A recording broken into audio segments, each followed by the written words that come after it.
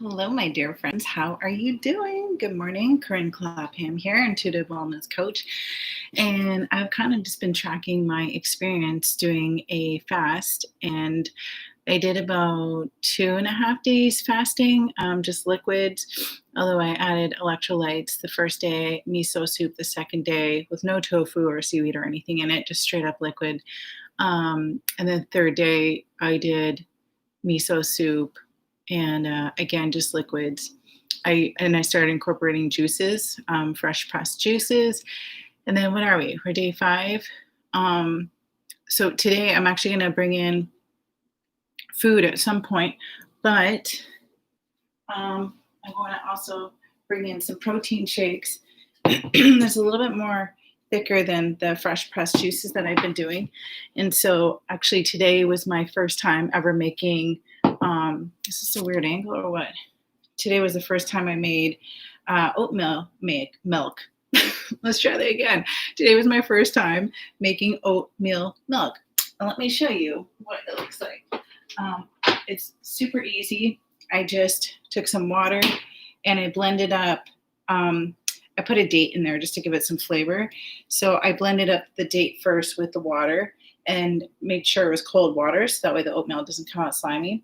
And then I put some rolled oatmeal in there. The reason why we don't put warm water is because then it'll start cooking and it gets more thicker and slimy. So if you use cold water, then you just blend it up. I know there's not a lot in there.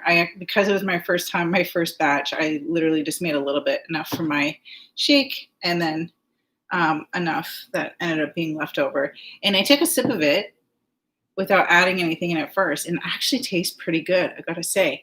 And so I haven't drank cow's milk since I don't even know how long it's been.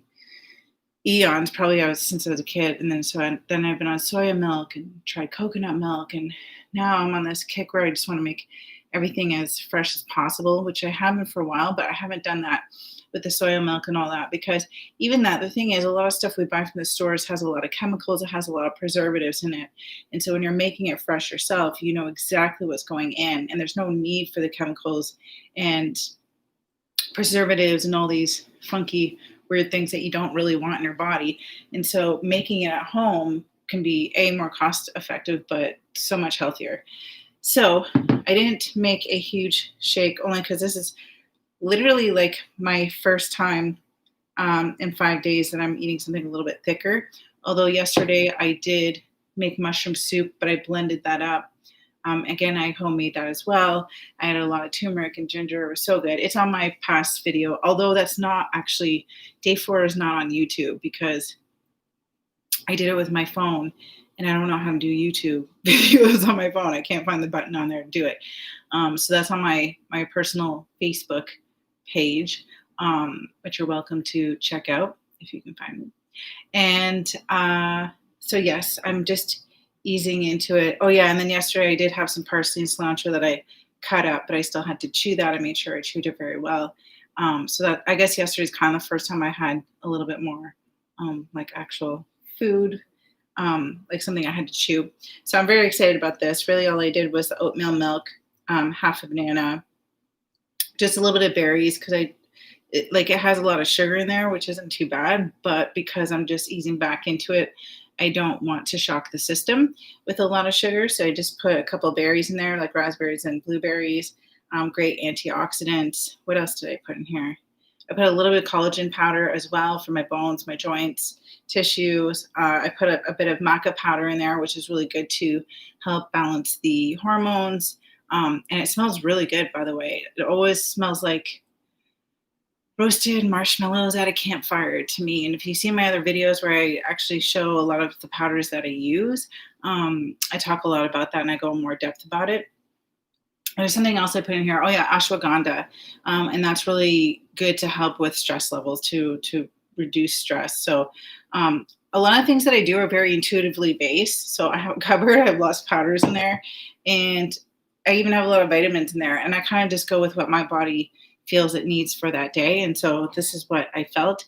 I didn't want to put too much stuff in it, again, because it's kind of the first time I'm really introducing something that's like food, even though it's blended up.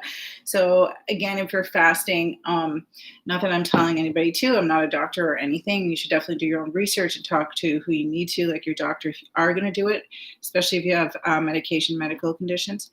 But in general, from my experience, which is my first time doing this long of a fast, is I just totally lost my train of thought. What was I saying? Fasting is really supposed to help clear your mind and cognitive mind so you can be more focused. But I actually find I am more clear minded, and I find I'm forgetting stuff a lot more though, which I was kind of like that before, a little foggy headed and trying to clear the pathway with that. But I have no idea what the heck I was just saying.